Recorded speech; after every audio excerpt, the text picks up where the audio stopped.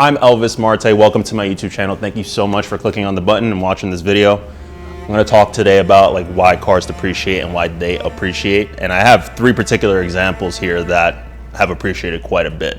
And there's a couple reasons why it does and it doesn't happen. I'm going to talk about that today with you guys. The ones that I have lined up here today, 765 LT Coupe. This is a McLaren store in McLaren, North Jersey. So this is the most important one we have in the showroom. But besides that, there's other cars like it. For example, the 488 Pista. This thing is beautiful. I don't care that I work at McLaren. I love this car. And the next one is the Lamborghini Aventador SV, which they don't make Aventadors anymore, but this thing has just kept going up in value. And there's a reason why. There's a formula to it. These cars don't just happen to go the opposite direction from all the other supercars for no reason at all. They did it the right way. All right, so let me set the stage. Supercars depreciate for a reason. It's either because the manufacturer just builds too many of them, the warranty is going to run out, and then the new one just comes out. And also technology just moves so quickly on these cars that it kind of just becomes obsolete. Yesterday's hero turns into today's used inventory. A couple of cars happen to escape that, and I'm sitting in one of them right now. And there's a solid reason why. So first, there's Ferrari. So Ferrari has a really long history of beating depreciation with their Special Series. First, there was a 360 Challenge Stradale, then there was a 430 Scuderia. After that came the Pista, and after that, the Competizione, the 812. So all these cars are all track-oriented engineering, just making them very specialized. And this one, being a convertible or Spider, has a ton of rarity to it. With 720 horsepower, there was not a lot of cars like this on the road. I mentioned Ferrari's Special Series DNA before. Ferrari has a long-standing habit of taking standard mid-engine cars and distilling it into something sharper, lighter, and closer to racing.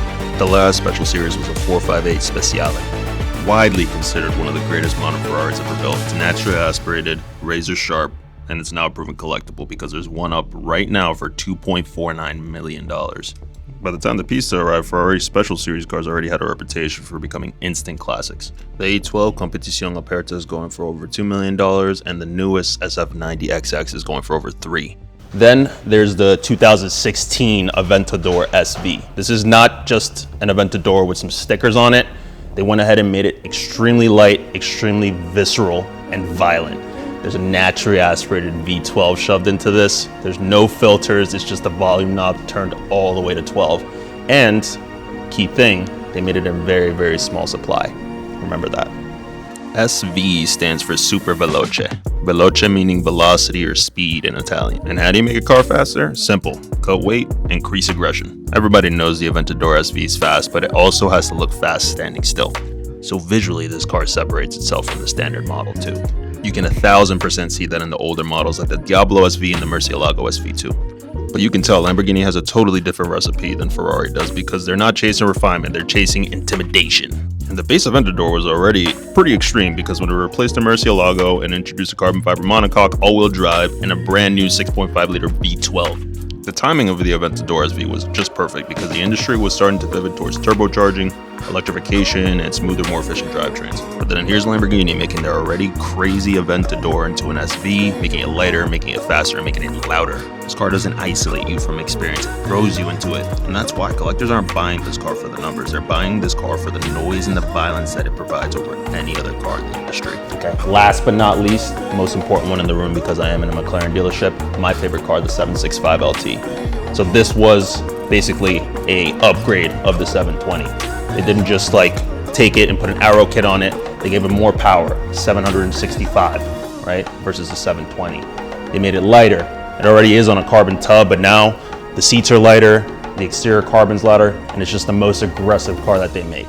McLaren usually has a pretty fast turnover rate of their cars going on to their next model.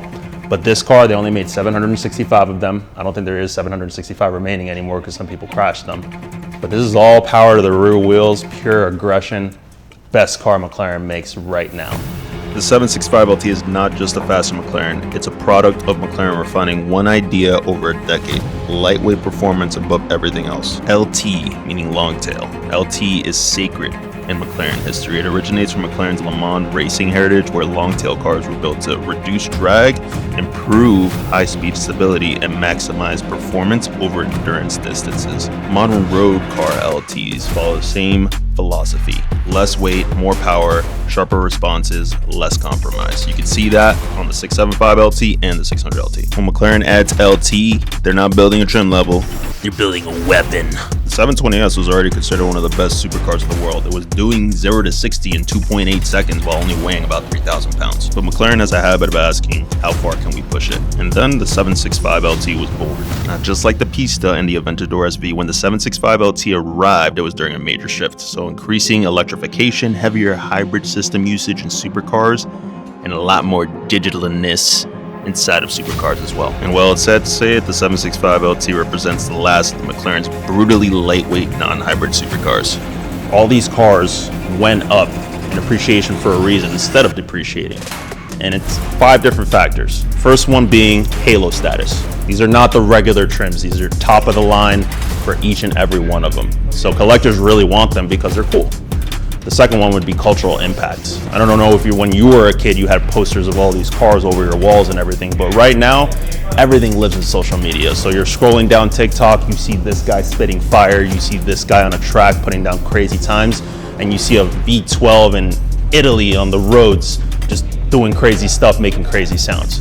So that just makes people want these cars more and more and more the second they see them online. It's kind of like an end of an era thing too. So that's actually the next point I was going to touch on. But cultural impact these cars bring, there's nothing else like them on the road. They don't make them anymore. For the end of the era thing, every collector wants the last of something. So last V12, everything's turning into a hybrid. You're not going to get a V12 Lamborghini without a hybrid motor attached to it anymore. Same thing with this. SF90s are out there. The XX is crazy, but it's a hybrid. And sadly, same thing with McLaren. They're going into the hybrid realm as well. Another important one is macro collector behavior. A lot of collectors want to get these cars just because they're special and harder to come by. But more importantly, it's because they're rolling pieces of art at this point. It's kind of like if people used to buy art pieces to put them on the wall and keep $1 million just like planted there. It's not going to lose value in the long run. If anything, it's just going up. But the most important part, and why I told you to remember this, is scarcity. A lot of manufacturers, and the key to making sure that these cars go up in value is making them in very limited runs. They make something extremely special, and they only make a certain amount of them for the entire world to fight over. And that, my friends, is why these cars are going up in value. And this explains why other cars didn't survive in the same way. Standard Aventadors, too many. Regular 720S models, incredible but not an LT. Base Ferrari Spiders, beautiful but not Special Series. In the collector world, being great isn't enough. You have to be the one. So if you had to choose just one, the raw V12 drama of the Aventador SV, the precision weapon that the 765 LT is, or the Ferrari's open-top Special Series masterpiece, the Pista Spider, which one are you taking and why? Drop SV, 765 LT, or Pista in the comments if you want part 2 for the next cars that could be depreciation. Subscribe. You made it. End of the video. Thank you so much for watching that entire video. This is my first YouTube video, so I figured I needed an introduction. Again, my name is Elvis Marte. I landed my dream job here in McLaren, North Jersey, where I get to drive, I get to sell amazing dream cars that some people couldn't even imagine seeing in real life. We have the Artura, we have the 750, we have the GTS for our lineup, but I also get to sell all the off-brand supercars as well. So I don't know if you guys have been here before, but I have an SP2 sitting on the showroom floor. I'm selling Ferraris, I'm selling Lamborghinis. I even have classics. I have a Z8 sitting in the showroom, for God's sake. So all these cars, to somebody out there, is a dream car. I decided to set a goal of selling 100 dream cars by the end of 2026. Car, which is going to be the 100th, is going to be mine.